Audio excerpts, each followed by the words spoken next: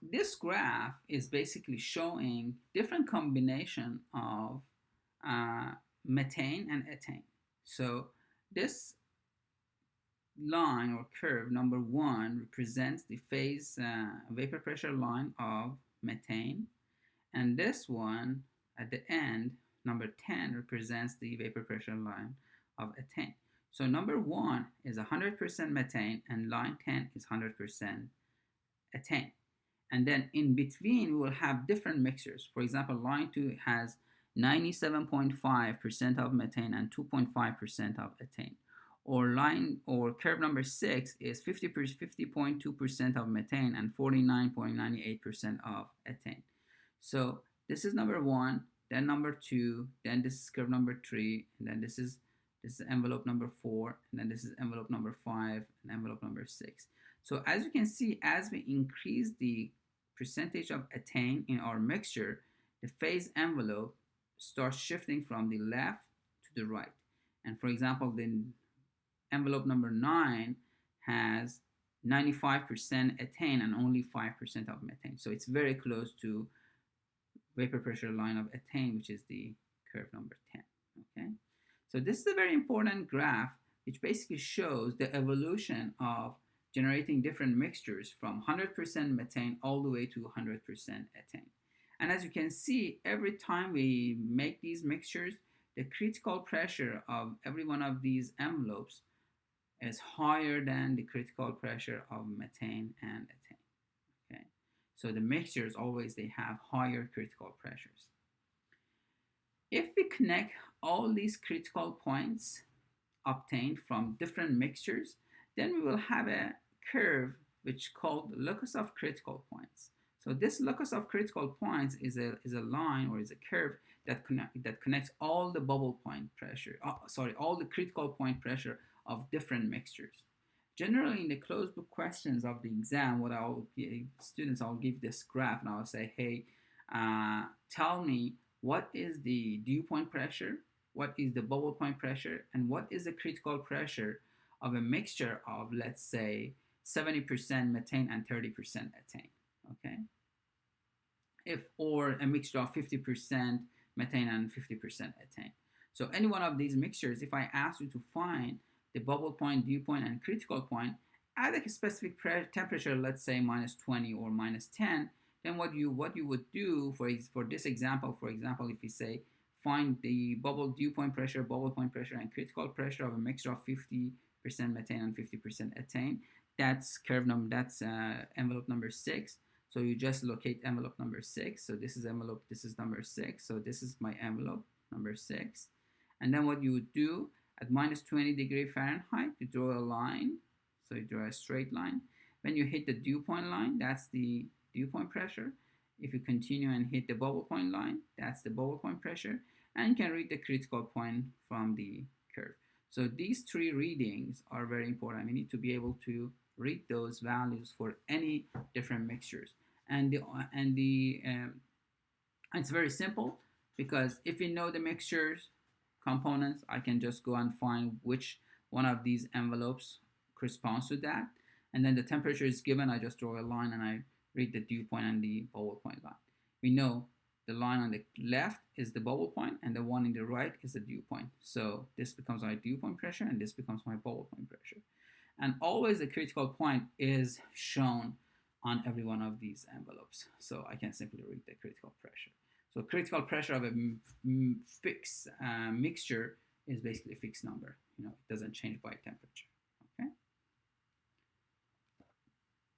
So this is another graph, which again, sometimes I'll ask in the closed book question. This graph again shows the pressure versus temperature, the phase diagram of a different mixtures. So here we have methane and ethane, methane, ethane, propane, butane, all the way to decane. And then, for example, here, if we mix methane with ethane, the first dotted line, this line, which connects the critical point of methane to the critical point of ethane, is the locus of critical points for different mixtures of methane and ethane. So if I mix methane with propane, then the line which connects the critical pressure of methane with critical pressure of propane, which is a locus of critical points between different mixture of methane and propane. If I mix methane with butane, again, we'll have this locus of critical point. As you can see, as we mix molecules or components with higher difference in their molecular weight, the phase envelope becomes larger, okay, or the critical point or the locus of critical point goes higher. If I mix methane with decane, then the locus of critical point will be something like this, which basically says the critical pressure is much, much higher than the critical pressure of every one of these components. If I mix 90% of methane with 10% of decane, then the critical point could be somewhere between 3 to 4,000 psi, which is much, much higher than like 600 psi of methane. Okay, so this is another graph that shows as we mix components with a heavier difference in their higher difference in their molecular weights, this phase envelope becomes larger and larger. So the question here could be to tell us the critical point of a mixture of methane and ethane at, let's say, minus 100 degree Fahrenheit. So if that's a question, I know the mixture is methane and ethane. I know this dotted line is the locus of critical points. So all these points on this dotted line are critical points. At minus 100 degree Fahrenheit, I can draw a line and I can read the critical point. If I say what is that critical point at 0 degree Fahrenheit, then at 0 degree Fahrenheit, I draw the line till I hit this dotted line and I read the pressure. That becomes the critical pressure of a mixture of methane and ethane at 0 degree Fahrenheit. Okay. Two more definitions, very practical. One is called Crichton-Bohr and the other one is called Crichton term. The Crichton term is the maximum temperature of the envelope, and the Crichton-Bohr is the maximum pressure of the envelope. So as you can see, the maximum temperature, Crichton term, is much higher than the critical temperature. We are going to use this to identify what type of fluid we have in the reservoir. Okay, and I'll go over that pretty soon. So the Crichton term is the maximum temperature of the envelope, and Crichton-Bohr is a maximum temperature. Crichton term is a maximum temperature, and Crichton-Bohr is a maximum pressure of the envelope. So if I have a phase envelope of a mixture of two components, okay, I know the critical temperature. So this is a critical point, and I can read the critical temperature. Now, depending on my reservoir temperature, this mixture could be liquid, could be gas, okay, and depending on different pressures, it could be even gas and liquid coexisting. Okay, so if the reservoir temperature is less than the critical temperature, okay, if the reservoir temperature is less than critical temperature, definitely we know we have a liquid reservoir, we have an oil reservoir. Okay, because as we said, if this is my critical point, to the left of the critical point I will have liquid. So at high pressure, high reservoir pressure, that system is in liquid, so that's oil.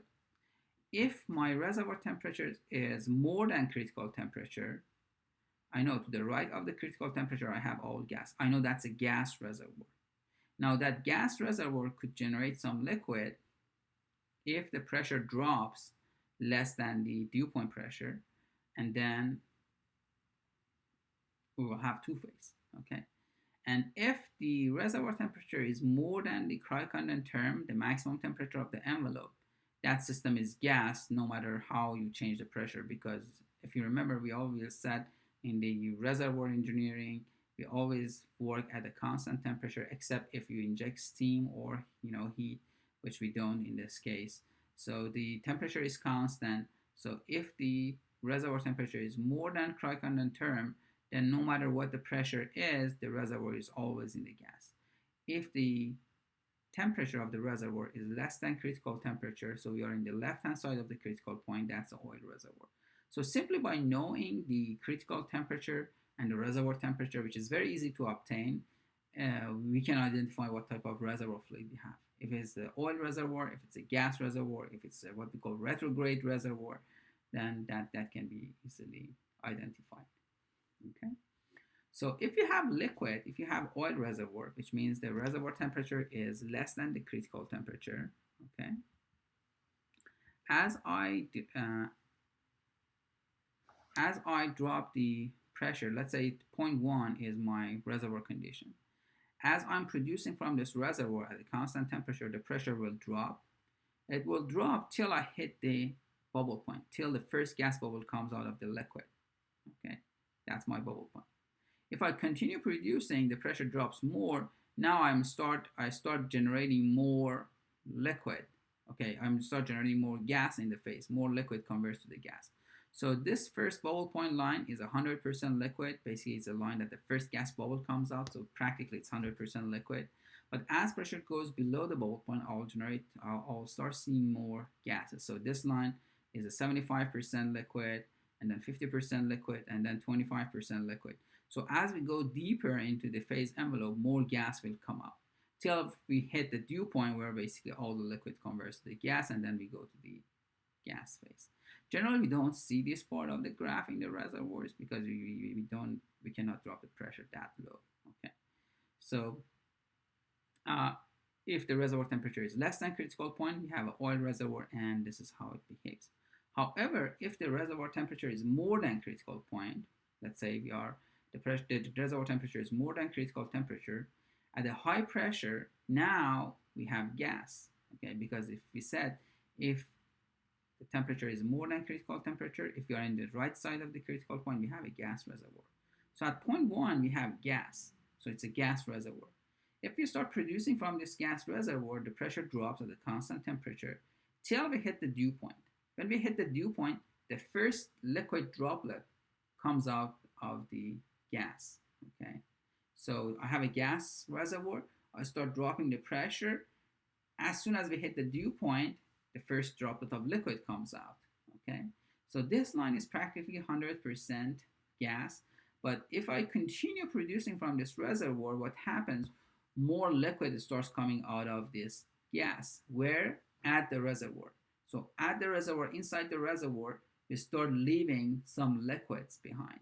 So all those good components, the volatile components that we could bring to the surface and then liquefy it and sell it as a liquid, we start losing it in the reservoir. How do we lose that? It's not just we are going to have a whole phase suddenly. We have a tank, we have like a reservoir full of gas, and then at different points, these liquid droplets starts coming out of the gas. So what they do, they start blocking all the membranes, the gas paths that basically gas flows to the bulb. We have, like, let's say sandstone.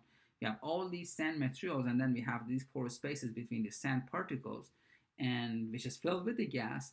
But if the pressure drops below the dew point, they start leaving liquid. So these liquids start blocking all these small paths, and then they basically block the gas flow. So what happens? You're losing all those volatile, the good components that they can be liquefied at the surface and be sold by the higher price in the reservoir. So you will lose all those benefits, and you're also dropping the gas rate because you are damaging your reservoir. The retrograde gas reservoirs are very important. You never wanted to produce those reservoirs at the pressure below their dew point, because you are going to damage the reservoir, and the damage is not around the wellbore. It's all into the reservoir. And our experiment number 4 is basically a study of a retrograde gas reservoir. Okay. And then if the reservoir temperature is more than Cricondon term, which is maximum temperature of the reservoir, it's all gas. And then no matter how you produce that at a constant temperature, you always will have gas. So we call that dry gas reservoir. So the dry gas reservoir is the easiest reservoir to operate because you don't need to worry about any constraint. Your gas will be gas at all the conditions.